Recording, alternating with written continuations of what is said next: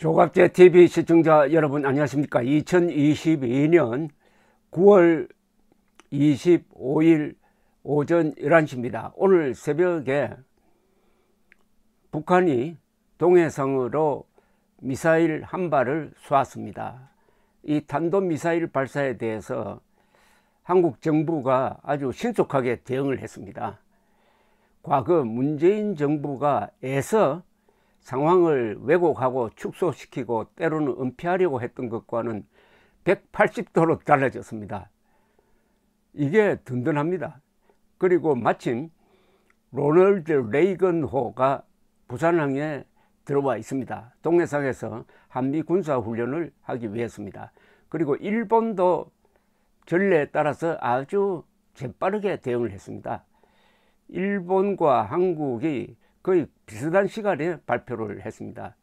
일본은 처음부터 탄도미사일이라고 했고 한국은 미상발사체라고 했다가 나중에 탄도미사일로 바꿨습니다. 그리고 일본도 긴급회의를 소집을 하고 외교 경로를 통해서 북한에 항의를 했습니다. 우선 우리 정부의 신속 대응을 소개해 드리겠습니다. 우선 국방부 기자단은 평안북도 태천 일대에서 동해로 발사한 미사일은 평안북도 태천입니다. 탄도미사일 한 발인데 비행거리는 600여 킬로미터, 고도 60여 킬로미터로 속도는 마하 5로 탐지되었다고 했습니다. 일본의 발표는 약간 다릅니다. 비행거리가 약 400km, 고도 50km라고 했습니다. 그리고 상당히 변칙적 기동을 보여주었다고 했습니다. 곧장 나르지 않고 이렇게 지그재그로 회피 동작을 했다는 뜻으로 보입니다.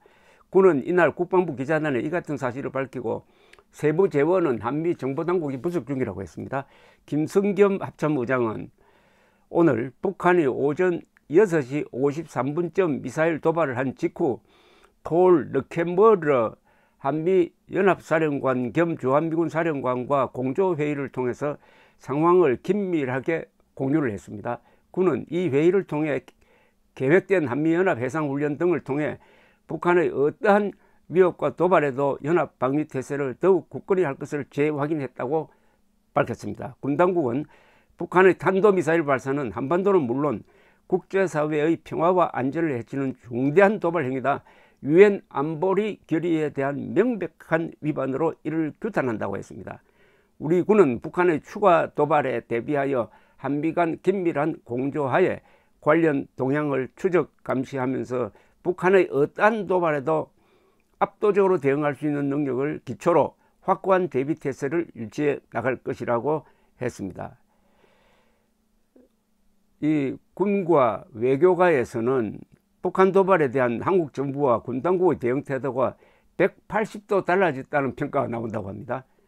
지난 5년간 문재인 정부에서는 북한이 탄도미사일 발사를 했을 때 미상발사체 또는 불상발사체 안보리 결의 위반이라고 보기 어렵다는 이런 아주 말도 아닌 이야기를 해서 그때마다 국민들이 우라통을 터뜨리도록 만들었습니다. 탄도미사일을 탄도미사일이라 부르지 못하는 것이냐, 위반을 위반이라고 말 못하는 건 북한 눈치 보기 아니냐 하는 이야기를 했던 게 한두 번이 아니었습니다. 저도. 대통령실은 이날 발사 직후 국가안전보장회의를 개최하여 대응책을 논의하고 있다고 합니다. 특히 우리 군은 북한이 미사일을 발사할 것이라는 정보를 사전에 입수를 해가지고 관련자들에게 미리 통지를 해가지고 대기하면서 기다리도록 했다는 겁니다. 어제 윤석열 대통령이 아주 피곤한 해외 일정을 마치고 귀국해서 모처럼 잠 좀 자려고 하는데 아침에 김정은이가 깨운 셈이 되겠습니다만은 우리 군이 잘 대비를 하니까 뭐 이 정도 가지고 집무실로 와서 법석을 떨 필요는 없다고 생각합니다. 지금 김승한 안보실장 주재로 회의를 하고 있다고 합니다. 김승한 국가안보실은 오늘 오전 북한의 단거리 탄도미사일 발사와 관련하여 김성한 국가안보실장 주재로 NSC 상임위원회 긴급회의를 개최했다고 발표를 했습니다. 대통령실은 즉각 보도자료를 내고 국가안보실은 관련 사항을 즉시 윤석열 대통령에게 보고했으며 정부는 합참으로부터 보고를 받은 후 대응 방안을 논의했다고 했습니다. NSC 참석자들은 이번 탄도미사일 발사는 유엔 안보리 결의에 대한 명백한 위반이자 한반도와 영내 긴장을 곤조시키는 도발 행위임을 규탄했다고 대통령실은 전했습니다. 도발 행위는 어떠한 이유로도 정당화될 수 없다. 특히 지난 8일 북한의 전술핵 선제 사용을 공식화한 핵 무력 정책 법제화 발표 이후 첫 탄도미사일 발사라는 데 주목하고 있다고 했습니다.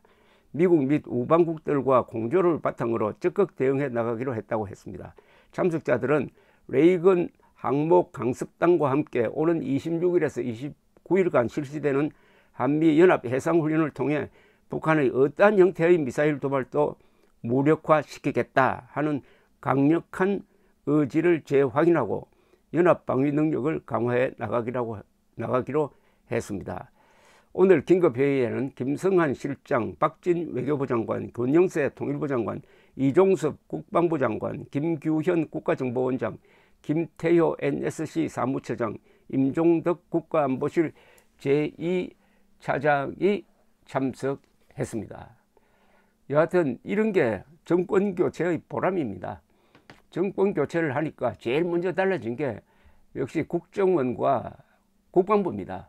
그리고 통일부도 많이 달라졌습니다. 이제 이런 거를 우리 군이, 우리 정부가 국민들에게 홍보를 잘 해야 합니다. 과거와 어떤 점에서 달라졌는지도 설명을 해야 합니다. 그러면은 우리 국민들이 윤석열 정부를 믿게 됩니다. 윤석열 대통령에 대한 비판이 많지만은 이런 달라진 점을 하나하나 들여다보면은 지금 지지율 28%는 너무 박하고 적어도 60%는 돼야 한다는 생각을 갖게 하는데 왜 그렇게 되지 못하느냐 하는 것은 홍보죠. 홍보에다가 적대적인 언론 등등. 그런데 이 홍보는 빨리 해야 됩니다. 그런데 오늘 국방부가 굉장히 빨리 이렇게 대응을 했습니다. 늦으면 어떻게 되느냐. 거짓말이 지구를 몇 바퀴 돌아버리고 맙니다. 윤석열 대통령의 실언과 관련한 거짓말이 돌고 돌아서 이게 미국 같은 데서는 그 거짓말이 기정사실화되는 그런 경향까지 보여주고 있습니다. 이번 기회에 어떻게 하면 홍보를 즉각적으로 신속하게 국민들이 알아먹기 쉽게 할 것이냐 하는 하나의 연습이라고 생각하고 오늘은 상당히 모범 사례입니다. 이걸 각 부처에 확산시킬 필요가 있지 않느냐 하는 생각이 듭니다. 점점 정치에서 홍보가 차지하는 비율이 높아지고 있습니다. 홍보에 실패하면은 아무리 잘해도 권력이 무너지는 수가 있습니다. 감사합니다.